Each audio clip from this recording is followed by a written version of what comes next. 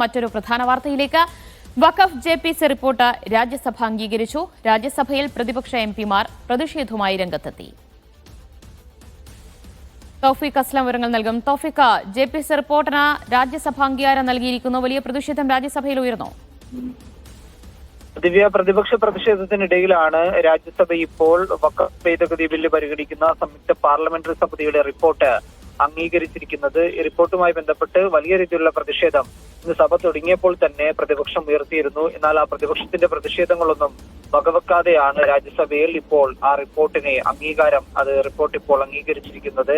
സമിതി അധ്യക്ഷൻ ജഗദാംബിക പാൽ ആ റിപ്പോർട്ട് 2 ആഴ്ച മുമ്പ് ലോക്സഭാ സ്പീക്കർക്ക് കൈമാറിയിരുന്നു. ഇത് പിന്നീട് ഇപ്പോൾ രാജ്യസഭയിൽ ആദ്യമായി എത്തുകയായിരുന്നു. ഈ സമ്മേളനത്തിൽ തന്നെ ബില്ല് പാസ്സാക്കാനുള്ള നീക്കമായിരുന്നു കേന്ദ്ര സർക്കാരിന്റെ ഭാഗത്തു നിന്നുകൊണ്ട് നിരന്തരമായി ഉണ്ടായിരുന്നത്. അതുകൊണ്ട് തന്നെ വളരെ വേഗം ഇതിന്റെ റിപ്പോർട്ട് സമർപ്പിക്കണമെന്നും ആ നിർദ്ദേശം ജഗദാംബിക പാലിന് കേന്ദ്ര സർക്കാർ നൽകുകയും ചെയ്തിരുന്നു. തുടർന്നായിരുന്നു അദ്ദേഹം തിടുക്കപ്പെട്ട റിപ്പോർട്ട് തയ്യാറാക്കി കേന്ദ്ര സർക്കാരിന് സമർപ്പിച്ചിരിക്കുന്നത്. NDA അംഗങ്ങൾ മുന്നോട്ട് വെച്ച മാറ്റങ്ങൾ മാത്രമാണ് ഈ റിപ്പോർട്ടിൽ ഉൾപ്പെടുത്തിയിരിക്കുന്നത് എന്നതുകൂടി ശ്രദ്ധേയമാണ്. പ്രതിപക്ഷം നൽകിയ 44 നിർദ്ദേശങ്ങൾ പൂർണ്ണമായും ജെപിസി തള്ളുകയായിരുന്നു. പകരം NDA അംഗങ്ങൾ നൽകിയ 22 ഭേദഗതികൾ അംഗീകരിച്ചുകൊണ്ടാണ് ഈ റിപ്പോർട്ട് ഇപ്പോൾ രാജ്യസഭ ഇപ്പോൾ പാസാക്കിയിരിക്കുന്നത്. ഇതുമായി ബന്ധപ്പെട്ട പ്രതിഷേധം തുടരാൻ തന്നെയാണ് പ്രതിപക്ഷം തീരുമാനിച്ചിരിക്കുന്നത്. പ്രതിപക്ഷത്തിന്റെ വിയോജന കുറിപ്പുകൾ നേരത്തെ നൽകിയിരുന്നു. ഇതിലെ ചില ഭാഗങ്ങൾ ഈ റിപ്പോർട്ടിൽ നിന്നും കട്ട് ചെയ്ത് മാറ്റിയതായിട്ടും സെൻസർ ചെയ്തതായിട്ടുള്ള ആരോപണങ്ങൾ കൂടി പ്രതിപക്ഷ എംപിമാർ ഉയർത്തുകയും ചെയ്തിരുന്നു. 11:20 വരെ പ്രതിപക്ഷ പ്രതിഷേധത്തെ തുടർന്ന്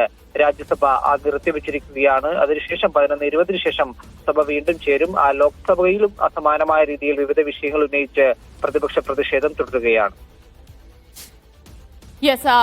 തൗഫീഖ്, ഇന്ന് വഖഫ് റിപ്പോർട്ട് രാജ്യസഭയിലെത്തിയപ്പോൾ പ്രതിപക്ഷ എംപിമാർ പ്രധാനമായി ചൂണ്ടിക്കാട്ടിയ അല്ലെങ്കിൽ ഉന്നയിച്ച വിമർശനങ്ങൾ, കാര്യങ്ങൾ എന്തൊക്കെയായിരുന്നു?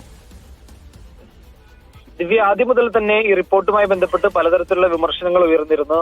ഏറ്റവും പ്രധാനപ്പെട്ടത് തിടുക്കപ്പെട്ടായിരുന്നു ഈ റിപ്പോർട്ട് തയ്യാറാക്കിയിരുന്നത്. 48 മണിക്കൂറിനുള്ളിൽ ആ യോഗം വിളിക്കുകയും 48 മണിക്കൂറിനുള്ളിൽ പ്രതിപക്ഷ എംപിമാരുടെ നിർദ്ദേശങ്ങൾ ഉൾപ്പെടെ എഴുതി നൽകണമെന്നായിരുന്നു ജെപിസി അധ്യക്ഷൻ നിർദ്ദേശം നൽകിയത്. ഈ 48 മണിക്കൂർ ഇതുമായി ബന്ധപ്പെട്ടുള്ള പ്രതിപക്ഷത്തിന്റെ എതിർപ്പുകൾ അല്ലെങ്കിൽ ഭേദഗതികൾ നൽകുക എന്നുള്ള ഒരു ചോദ്യം പ്രധാനമായി ഉണ്ടായിരുന്നു. എന്നാൽ ഇതൊന്നും വകവെച്ചിരുന്നില്ല ആ ജെപിസി അധ്യക്ഷൻ. പകരം അദ്ദേഹം നിശ്ചയിച്ച പോലെ തന്നെ കാര്യങ്ങൾ മുന്നോട്ട് പോവുകയായിരുന്നു. ഇതിനെതിരെ ലോക്സഭാ സ്പീക്കർക്കുൾപ്പെടെ പ്രതിപക്ഷം പരാതി നൽകുകയും ചെയ്തിരുന്നു. എന്നാൽ ഈ പരാതികളൊന്നും ഫലം കണ്ടിരുന്നില്ല. വളരെ വേഗം തിടുക്കപ്പെട്ട് തന്നെ ഈ റിപ്പോർട്ട് തയ്യാറാക്കുകയും ആ റിപ്പോർട്ടിൽ ഈ പ്രതിപക്ഷത്തിന്റെ വിയോജനക്കുറിപ്പുകൾ ഉൾപ്പെടെ നൽകാൻ നിർദ്ദേശം നൽകിയിരുന്നു. ഈ നൽകിയ വിയോജനക്കുറിപ്പിൽ നിന്നും സെൻസറിംഗ് നടന്നു എന്നുള്ള ഒരു ആരോപണം പ്രധാനമായി അസദുദ്ദീൻ ഉവൈസി ഉൾപ്പെടെയുള്ള എംപിമാർ ഉയർത്തുകയും ചെയ്തിരുന്നു. വിയോജനക്കുറിപ്പിലെ പ്രധാന ഭാഗങ്ങളെല്ലാം നീക്കം ചെയ്തതിനു ശേഷമാണ് ഈ റിപ്പോർട്ടിൽ ഉൾപ്പെടുത്തിയത് എന്നുള്ള ഗുരുതരമായിട്ടുള്ള ആരോപണം കൂടി എംപിമാർ ഉയർത്തുകയും ചെയ്തിരുന്നു. അതിനുശേഷമാണ് ഈ റിപ്പോർട്ട് ജഗദാംബിക പാല് സ്പീക്കർക്ക്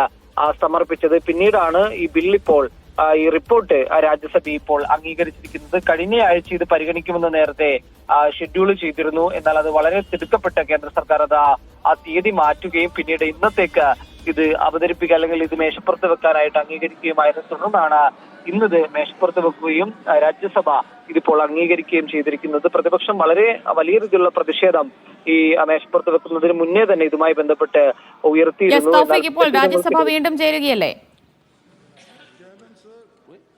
11:20 രാജ്യസഭ ചേരുമെന്നാണ് അറിയിച്ചിരിക്കുന്നത്. അല്പസമയത്തിനകം തന്നെ രാജ്യസഭ ചേരും. ആ സമയത്തും പ്രതിഷേധം ഉയർത്താൻ തന്നെയാണ് തീരുമാനിക്കുന്നത്. പ്രതിപക്ഷത്തിന്റെ ഭാഗത്തുനിന്ന് കൊണ്ട് ഇനിയും വലിയ രീതിയിലുള്ള പ്രതിഷേധങ്ങൾ ഉയരുകയാണെങ്കിൽ ആ സഭ വീണ്ടും രാജ്യസഭ വീണ്ടും ആരംഭിച്ചിരിക്കുകയാണ്.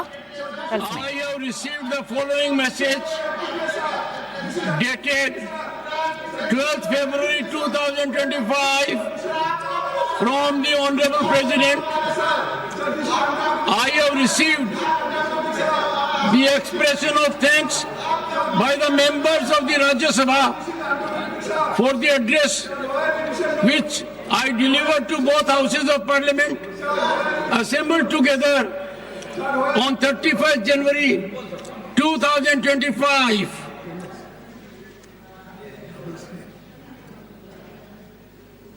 I have to inform members, please take your seat. You have been here enough. Do you want me to take ultimate action? Take your seat. You are forcing me. You are not only forcing, the consequences are severe. Please. Take your time.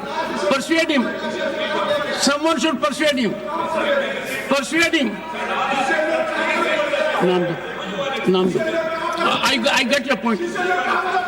I hereby name. I'm about to name all of you. I think good sense should prevail. Listen to leader of the opposition. Thank you, sir. I'm grateful to the leader of the opposition. Yes. I have to inform members. I'm grateful to the leader of the opposition. I have to inform members that the Business Advisory Committee in its meeting held, please, on the 11th February 2025, recommended the following ministries for discussion on their working during the second part of the current session. Honorable members, the ministries are Home Affairs, Education, Railways, Health and Family Welfare. തൗഫീഖ്, രാജ്യസഭ വീണ്ടും ചേർന്നിരിക്കുകയാണ്. പ്രതിപക്ഷ പ്രതിഷേധം ശക്തമാവുകയാണോ ബില്ലിനെതിരെ? വിജയ, രാജ്യസഭ മറ്റു നടപടികളിലേക്ക് കടക്കുകയാണ്. പ്രതിപക്ഷത്തിന്റെ പ്രതിഷേധം ഒരു സൈഡിൽ നടക്കുന്നുണ്ട്. എന്നാൽ രാജ്യസഭാ അധ്യക്ഷൻ മറ്റു നടപടിക്രമങ്ങളിലേക്ക് ഇപ്പോൾ കടന്നിരിക്കുകയാണെന്നാണ് നമുക്ക് മനസ്സിലാക്കാൻ സാധിക്കുന്നത്. പ്രതിപക്ഷം എന്തായാലും ഈ പ്രതിഷേധവുമായി മുന്നോട്ട് പോകാൻ തന്നെയാണ് ഇപ്പോൾ തീരുമാനിച്ചിരിക്കുന്നത്. കാരണം ഏകപക്ഷീയമായിട്ടുള്ള തീരുമാനങ്ങളാണ് സഭാധ്യക്ഷന്റെ ഭാഗത്തു നിന്നുകൊണ്ട് ഉണ്ടാകുന്നത്. പ്രതിപക്ഷത്തിന് പറയാനുള്ളത് കേൾക്കാൻ പോലും സമയം അനുവദിക്കുന്നില്ല എന്നുള്ളൊരു ആരോപണം കൂടി ഇപ്പോൾ പ്രതിപക്ഷ അംഗങ്ങൾ ഉയർത്തുകയും ചെയ്തിട്ടുണ്ട്. JPC-യുമായി ബന്ധപ്പെട്ട് തുടക്കം മുതൽ തന്നെ വലിയ രീതിയിലുള്ള വിമർശനങ്ങൾ ഉയർന്നതാണ്. പ്രധാനമായും ഈ JPC-യിലെ പ്രതിപക്ഷ അംഗങ്ങളെ അല്ലെങ്കിൽ അവരുടെ കേൾക്കാതെ അവർ പറയുന്നത് എന്താണ് എന്ന് മനസ്സിലാക്കാതെയുള്ള തീരുമാനങ്ങളാണ് JPC അധ്യക്ഷന്റെ ഭാഗത്തു നിന്നുകൊണ്ട് ഉണ്ടായിരുന്നത്. അതുകൊണ്ട് ഈ റിപ്പോർട്ടിനെതിരെ വലിയ രീതിയിലുള്ള പ്രതിഷേധം ഉയർത്താൻ തന്നെയായിരുന്നു അവർ നേരത്തെ മുതൽ തീരുമാനിച്ചിരുന്നത്. എന്നാൽ കേന്ദ്ര സർക്കാർ നിശ്ചയിച്ച പ്രകാരം ഈ സഭാ കാലയളവിൽ തന്നെ ഇത് പാസാക്കിയെടുക്കാനുള്ള ശ്രമങ്ങളായിരുന്നു കേന്ദ്രത്തിന്റെ ഭാഗത്തു നിന്നുകൊണ്ട് തുടർച്ചയായി ഉണ്ടായിക്കൊണ്ടിരുന്നത്. അതിന്റെ ഭാഗമായിട്ടാണ് വളരെ വേഗം തന്നെ ഈ റിപ്പോർട്ട് സമർപ്പിക്കണമെന്ന് JPC അധ്യക്ഷൻ ജഗദാംബിക പാലിന് ഇപ്പോൾ നേരത്തെ നിർദ്ദേശം നൽകിയത്. ഇതിന്റെ അടിസ്ഥാനത്തിൽ അദ്ദേഹം വളരെ വേഗം തന്നെ 2 ദിവസത്തെ അവസാനഘട്ട യോഗങ്ങൾ വിളിക്കുകയും ആ യോഗത്തിലേക്ക് അംഗങ്ങളുടെ ഈ ബില്ലുമായി ബന്ധപ്പെട്ടുള്ള ഭേദഗതി നിർദ്ദേശങ്ങൾ സമർപ്പിക്കണമെന്ന് നിർദ്ദേശം നൽകുകയുമായിരുന്നു. ആ സമയത്ത് തന്നെ വലിയ രീതിയിലുള്ള പ്രതിഷേധം പ്രതിപക്ഷ എംപിമാരുടെ പ്രതിപക്ഷ പ്രതിഷേധത്തിനിടയിലും വഖഫ് JPC റിപ്പോർട്ട് രാജ്യസഭ അംഗീകരിച്ചിരിക്കുന്നു. ഇപ്പോൾ വീണ്ടും രാജ്യസഭ ചേർന്നിരിക്കുകയാണ്. വിവരങ്ങളാണ് തൗഫീഖ് അസ്ലം നൽകിയത്.